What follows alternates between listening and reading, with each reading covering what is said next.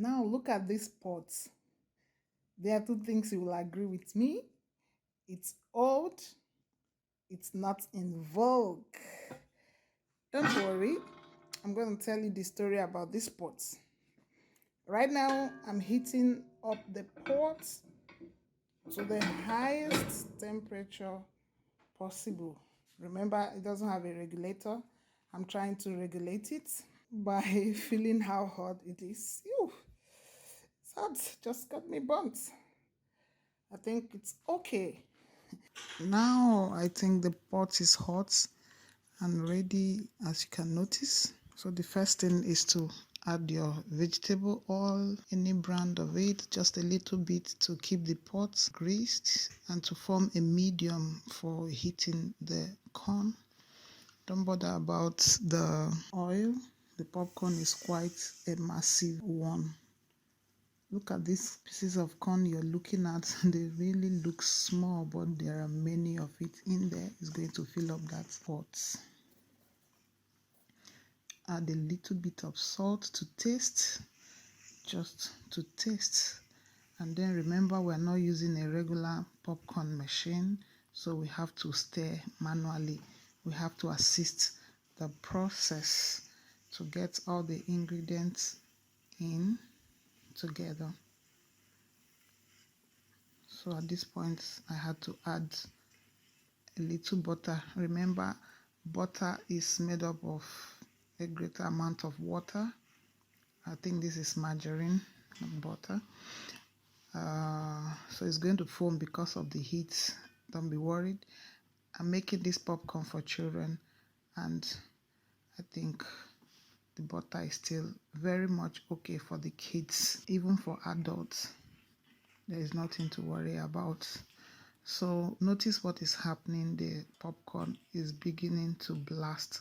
Once you notice this, you're going to cover the pot so it doesn't splash all over the place and even on your face. It's very hot. At this point, let me see the wall going on in there. Can you hear the sound?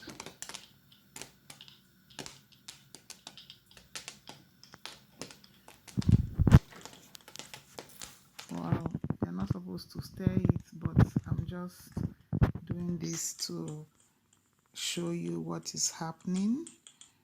It's all popping. Once I give it the lift, you see it's a very good number of corn in there.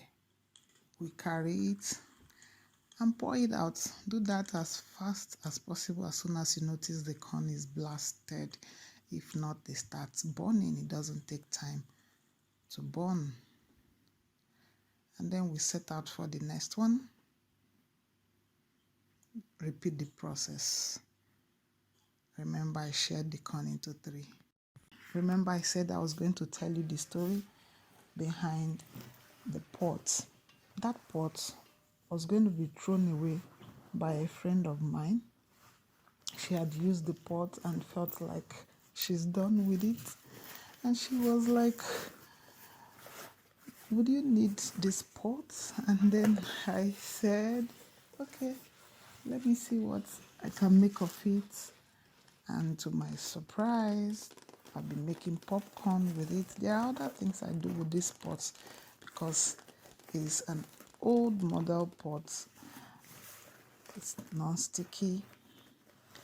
You can just clean it up when you are done like this one. Wipe out the pot in each section to remove debris, residual salt, and get it clean again before you start the next process. Remember, you just don't need every kind of pot. You see how thick and heavy the pot is.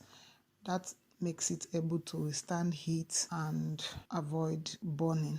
The last thing I do is to sweeten the popcorn with honey. Some people would say sugar, but at this point, if you use sugar, the sugar is going to settle below the bowl. You might not get the desired results. The ones they use for the regular machines are controlled by the stirrer of the popcorn machine that helps it. stir and mix up together without really caramelizing or burning the sugar before the process is finished. Then at this point, I pour my popcorn into an airtight container. You see the quantity I have? I have enough. I have enough. You have seen how to make popcorn without bothering how to buy so much with so much money. You can make as much as you want. Maybe you have a large family like mine, or your children like eating popcorn, or you like snacking on a healthy snack like this one. You might need to start doing your own. You don't have to worry again about the commercial ones that you fear have a lot of sugar and additives or are not prepared in a healthy environment. Now you can eat more popcorn, all thanks to me and my friend who almost threw that pot away. You see what I made of the pot? Thank you for watching. Please don't just watch and move away. Subscribe, give me a thumbs up, like my video and share it. Thank you.